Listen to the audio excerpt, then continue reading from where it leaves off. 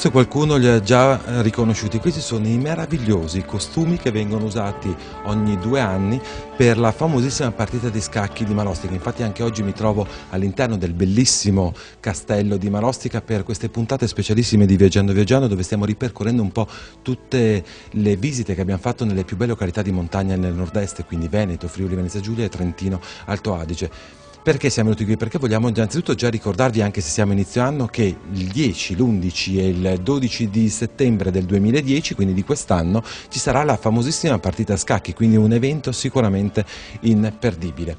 In questa puntata di Viaggiando Viaggiando, sempre a scoperta appunto dei località di montagna, andremo ad Asiago, andremo a Sappada, Agordo, poi andremo anche in Trentino Alto Adige, andremo a visitare e scoprire assieme la bellissima Luserna e Folgaria. Tutto questo e molto altro tra pochi istanti. Subito dopo la sigla.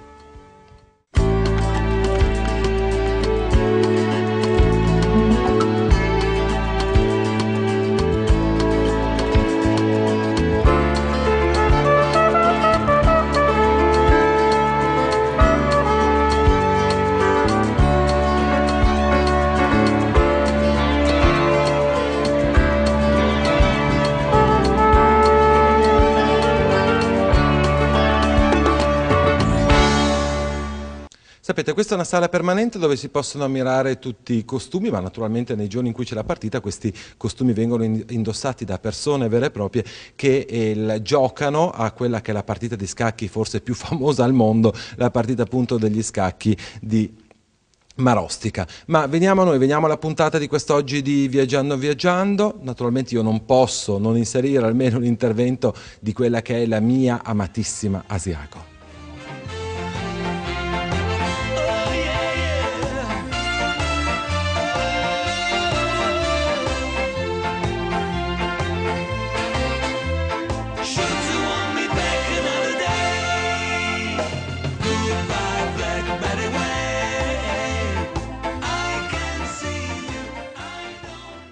E per la serie non facciamoci mancare proprio nulla, oggi abbiamo deciso, partendo sempre da località Caberlaba, di praticare uno sport, un'attività sportiva che sta appassionando, specialmente negli ultimi anni, sempre più persone. Sono qui con un gruppo beato fra le donne oggi, un gruppo di amiche che hanno creato da qualche anno un'associazione dedicata al Nordic Walking, e però che d'inverno naturalmente diciamo che allarga gli orizzonti e sempre con le regole base del Nordic Walking, adesso naturalmente spiegheremo ai telespettatori di cosa si tratta, si possono fare delle bellissime ciaspolate. Monica Segafredo, istruttore nazionale, tutto grazie, perché specialmente per una persona che tra virgolette è diventato mezzo cittadino, poter fare queste cose qui veramente penso che sia il sistema migliore, il modo migliore per assaporare in tutto, al 100% il contatto con la natura.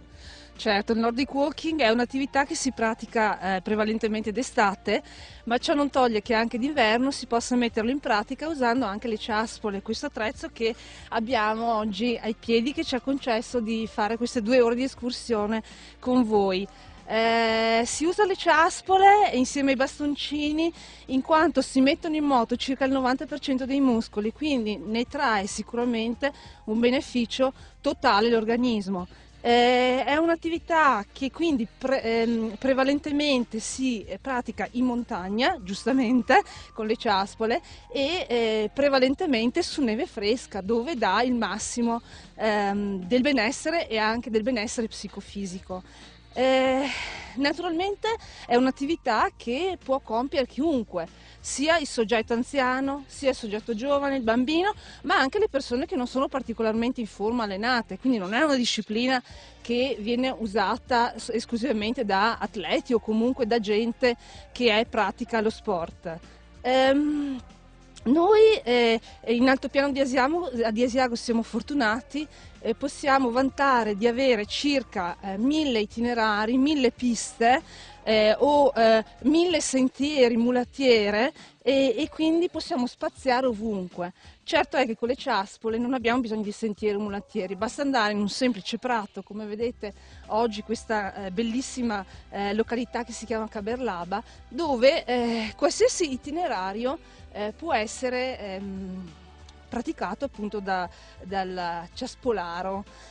Però naturalmente ricordiamo sempre in completa sicurezza e sempre, specialmente le prime volte quando non si è pratici di una località, sempre con persone che sanno comunque i percorsi che si vanno ad intraprendere, dove ci sono delle avvertenze ben precise, giusto? Correggimi se sbaglio, Monica. Certo Piero, l'altopiano di Asiago appunto, come dicevo prima, ha tantissime varianti, tantissimi percorsi, però sapete che è anche una località di guerra dove ci sono stati molti bombardamenti, per cui esistono delle zone decisamente pericolose. Allora di giorno vabbè, c'è la luce, c'è il sole, comunque si vede abbastanza dove si va.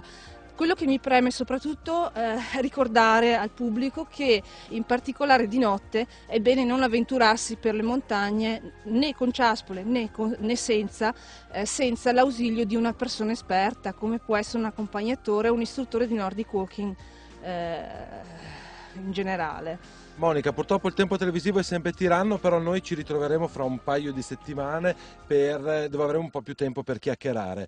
Per avere delle informazioni, voi naturalmente organizzate dei corsi, organizzate delle escursioni, tutto questo magari nel dettaglio andremo appunto quando ci ritroveremo, però come bisogna fare, come ci si può mettere in contatto con voi? Sì, noi abbiamo un sito che è www.nordwalk.it dove avrete tutte le informazioni possibili e immaginabili su uscite, costi, quanti istruttori siamo, quindi vedrete la professionalità della nostra associazione, le uscite, quindi gli itinerari programmati che tra l'altro ci sono tutte le domeniche mattina e tutti i sabati delle lune piene.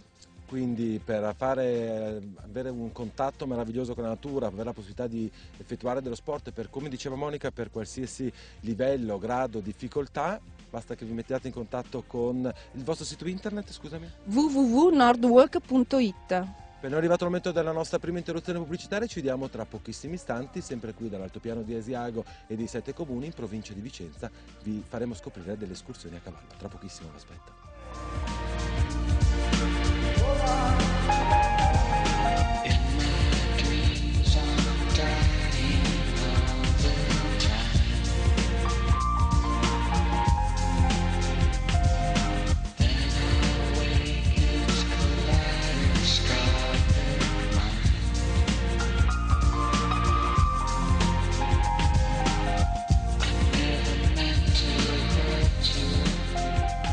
Lasciamo l'altopiano di Asiago e dei 7 comuni, lasciamo quindi anche la provincia di Vicenza, rimaniamo però in Veneto, andiamo in provincia di Belluno e andiamo a questo punto a Sappada.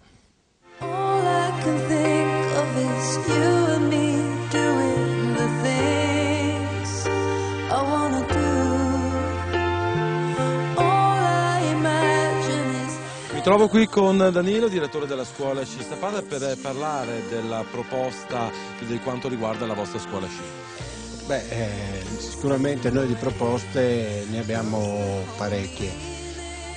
Le proposte più importanti sono quelle che riguardano i bambini, che è il target di clientela che...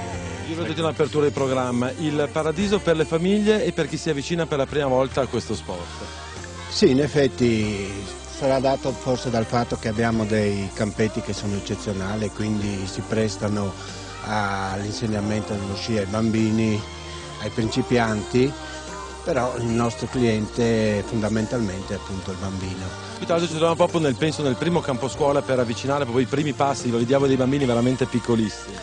In effetti per questo ci siamo attrezzati di tapis roulant, abbiamo un Kinderheim che è a disposizione dei clienti se devono lasciare il bambino durante la giornata e facciamo i corsi che sono solo per i bambini con delle maestre specializzate e inoltre abbiamo le ore singole che per chi non volesse fare i corsi e questo è quello che riguarda il bambino. Abbiamo un parco giochi dove si divertono a fianco, poi se proprio vogliono divertirsi ancora di più c'è Nevelandia che è a fianco alla scuola di sci e cui possono divertirsi tutta la giornata.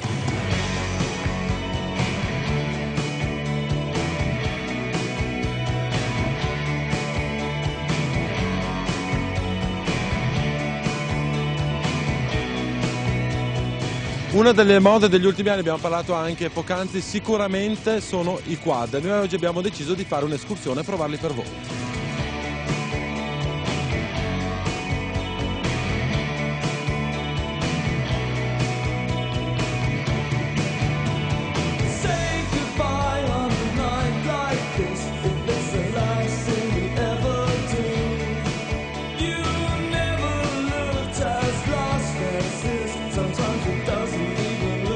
Devo dire che ho visto fare delle evoluzioni.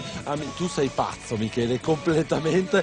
Cioè, non dovete fare quello che avete visto fare da lui, si può andare, ci si può divertire. Tra l'altro qui a Nevelandia si può noleggiare i quad a partire dai 14 anni, perché c'è un circuito chiuso, quindi praticabile anche dai ragazzi di 14 anni. Per quanto riguarda gli altri requisiti, come si deve fare per appunto noleggiare un quad e quali sono i consigli che tu puoi dare? Allora, qui a Nevelandia per noleggiare il quad basta recarsi alla cassa centrale del parco, dove dando i propri dati per un discorso assicurativo e firmando i documenti necessari potete noleggiare il quad semplicemente venendo poi giù alla pista col tagliandino che vi viene dato in cassa, e in pista potete girare e divertirvi quanto volete. Sicuramente ho provato anch'io oggi, è veramente molto divertente e molto adrenalina. Certo, e ricordiamo inoltre che possono andare tutti, perché è molto semplice il quad da usare, in quanto questi quad hanno un acceleratore, un freno che noi abbiamo unificato sul manubrio per evitare problemi anche a chi avesse dopo sci o scarponi da sci, esattamente, e è semplicissimo da guidare in quanto a trasmissione automatica, per cui come un qualunque scooter che usate ogni giorno. Per noi è arrivato il momento della nostra prima interruzione pubblicitaria, vi aspetto tra pochissimi istanti, seconda parte di Viaggiando Viaggiando, rimarremo sempre in Veneto ma andremo anche in Trentino Alto Adige, quindi vi aspetto tra pochissimo.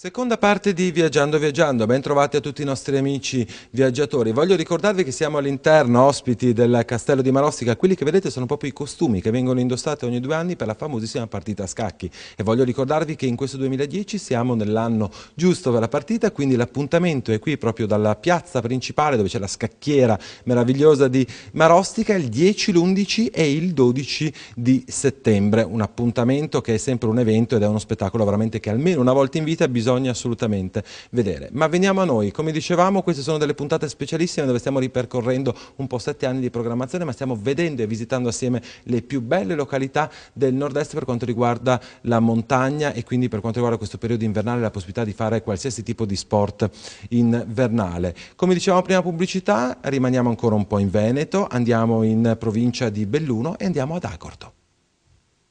Every breath you take, every move you make,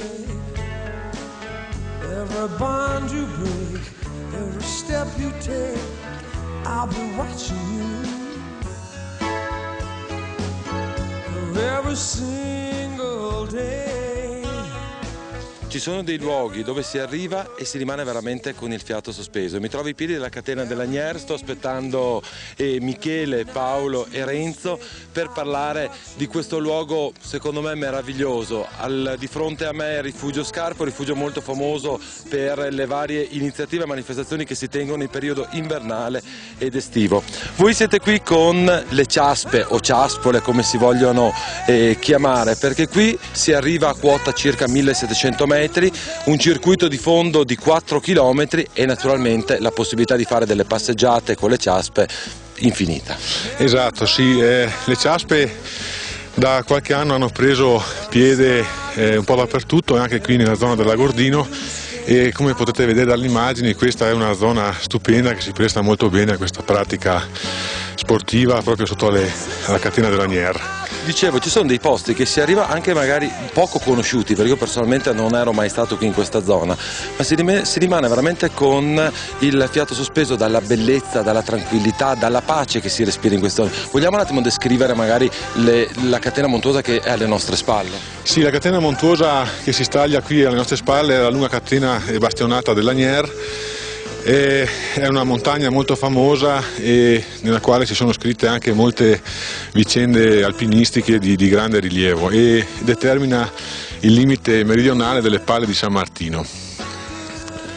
Dicevamo prima, uno arriva qui dopo una salita in seggiovia di circa 15-20 minuti, ma che comunque si inizia già a respirare la pace che c'è qui sopra. Si trova innanzitutto inaspettatamente un circuito di fondo di 4 km. Sì, qui bisogna ringraziare il gestore del rifugio, Renzo, che è sempre attento a promuovere delle nuove iniziative e ha preso l'impegno di battere questa pista che per il momento è ancora forse poco conosciuta, diciamo, ma è veramente una delle piste che si snoda in un ambiente tra i più belli della Conca Gordina.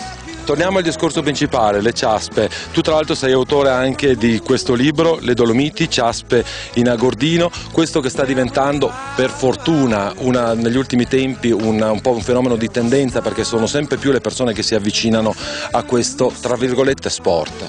Sì, il libro è stato pubblicato a dicembre e sta andando molto bene, è proprio a riprova del grande interesse che c'è per questa attività. E nel libro sono contenuti una ventina, un po' di più, di percorsi da poter svolgere con le ciaspe ai piedi nelle Dolomiti Agordine e contiene anche molti approfondimenti storico-culturali sulla nostra terra, sulle vicende alpinistiche che si sono svolte fra queste montagne, un libro anche piacevole da leggere. Quindi entrare veramente sia a contatto con la natura, ma anche in un modo un po' particolare, un po' diverso, perché si fare delle escursioni ma capire cosa è successo, la storia e cosa rappresentano questi luoghi dove si vanno a fare appunto queste passeggiate. Esatto, sì, è proprio nello spirito alternativo, direi, delle ciaspe, quello di vivere la montagna con tranquillità, passeggiando lentamente. È uno sport che è alla portata di tutti, non sono richiesti eccessivi, spese eccessive per l'attrezzatura, proprio un modo diverso di vivere la montagna rispetto a quello ad esempio dello sci alpino, con molta meno frenesia, direi, ecco. Inizio puntata avevo fatto una promessa oggi, oltre che Veneto andiamo anche in Trentino Alto Adige, precisamente andiamo in provincia di Trento, in quella che è un'oasi linguistica dove si parla il cimbro, un idioma tedesco, quindi una specie di dialetto che è ancora parlato da moltissimi degli abitanti ed è veramente un gioiellino, una qualità veramente bellissima che vi invito a visitare. Infatti andiamo a Luserna.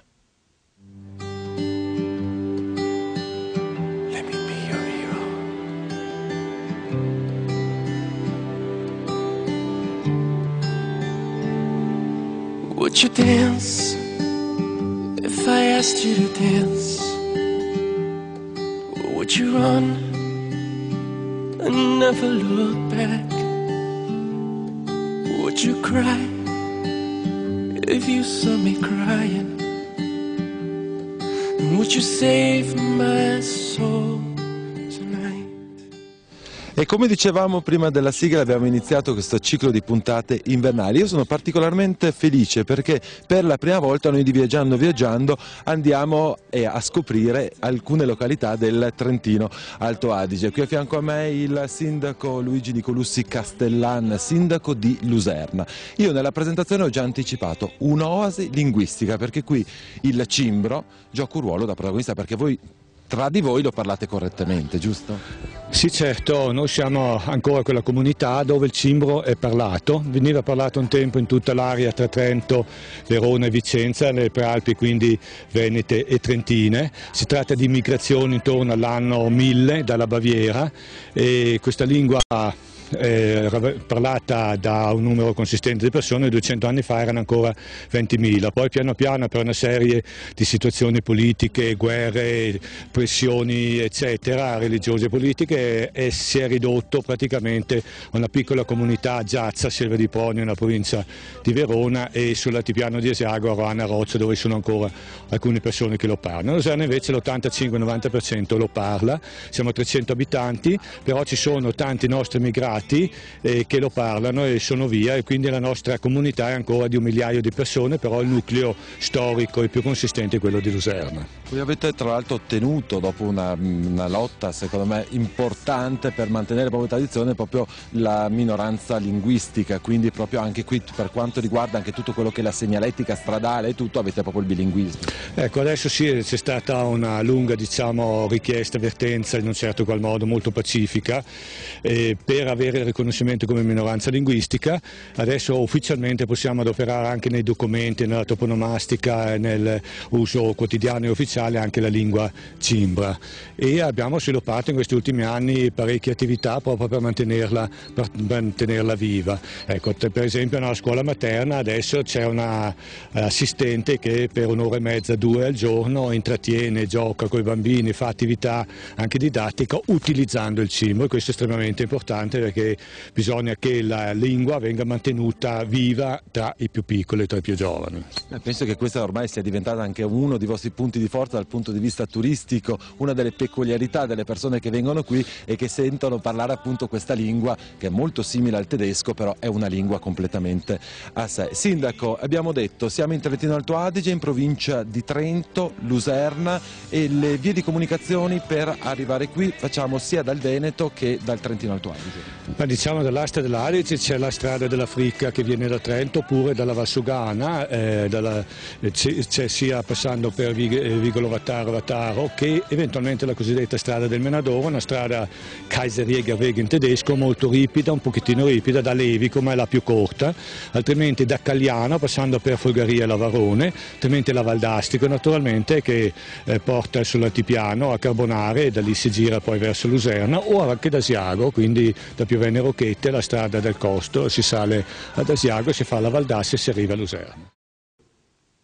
Io mi sto divertendo come un pazzo quest'oggi con il nostro Davide Segalini, che non mi vede più in mezzo a tutti questi meravigliosi costumi della partita a scacchi di Marostica. Ma proseguiamo con la nostra puntata, sempre Trentino Alto Adige, proseguiamo la scoperta, ormai abbiamo iniziato i famosi altopiani trentini, c'è Luserna, c'è Lavarone e c'è naturalmente Folgaria.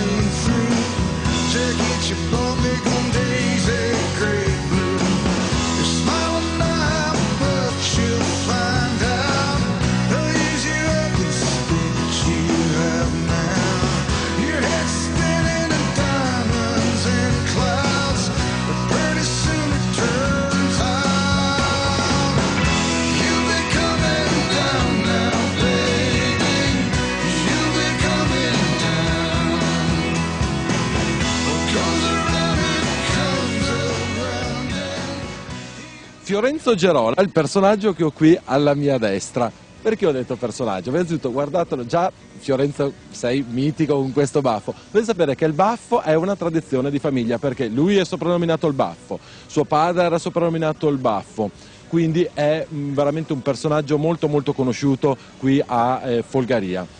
Tra l'altro tuo padre è stato forse la persona che ha creduto per prima a un grande sogno, questo meraviglioso carosello che oggi è diventato una realtà, anche se sempre in fase di rinnovo e di espansione, quindi con te mi sembrava giusto parlare e presentare al nostro pubblico questo che è appunto il carosello appunto di Folgaria. Ma prima di tutto vorrei salutare tutti gli amici della neve, sia chi fa lo sci, sia chi fa lo snowboard, chi cammina con le ciaspole, chi fa il telemark, perché è tutta una grande famiglia.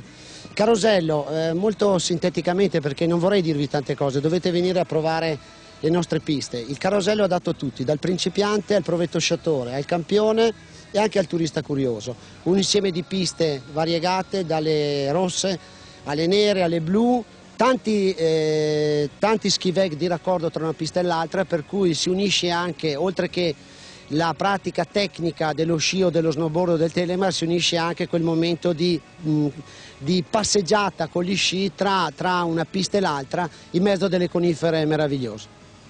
Dicevamo, tuo padre è stato forse la persona che ci ha creduto per primo a questo sogno. Per te com'è vederlo realizzato? Ma è una grande emozione, diciamo, probabilmente traspare anche dalle mie parole, è una grande emozione. Abbiamo fatto la fase 1, che è quello di raggruppare tutti gli impianti, di collegarli, di dotarli di un sistema di innevamento ultramoderno, di creare una struttura organizzativa in cui, diciamo, quelli che preparano le piste hanno un settore, l'innevamento un altro, il personale degli impianti un altro ancora, le scuole di sci si stanno evolvendo, stiamo lavorando molto con gli sci club e quindi è tutto un sogno che si sta realizzando, però è solo una parte di questo sogno per andare poi verso il futuro. Vi dicevo però anche poc'anzi che c'è anche Lavarone, però purtroppo oggi il tempo è tiranno, è finito e quindi Lavarone lo lasciamo naturalmente alla prossima puntata, al prossimo speciale di Viaggiando Viaggiando, l'ultimo dove stiamo un po' ripercorrendo un po' tutte le più belle località di montagna che abbiamo visitato in tutti questi anni. Io naturalmente voglio ringraziarvi tutti quanti voi per averci seguito anche quest'oggi in questa puntata di Viaggiando Viaggiando. Voglio ringraziare naturalmente il bellissimo Castello di Marostica che io vi invito a venire a visitare perché è veramente molto bello. Voglio ricordare Marostica in provincia di Vicenza. La settimana prossima dove andremo? Andremo appunto, come dicevo, a Lavarone, torneremo in provincia di Belluno, andremo ad Asiago, Cortina, Selva di Cadore e tante altre località. Quindi l'appuntamento con Viaggiando Viaggiando, gli speciali Viva la montagna, così oggi li abbiamo definiti, è per la settimana prossima, stessa ora, stessa rete, come di consueto. Viaggiate assieme a noi.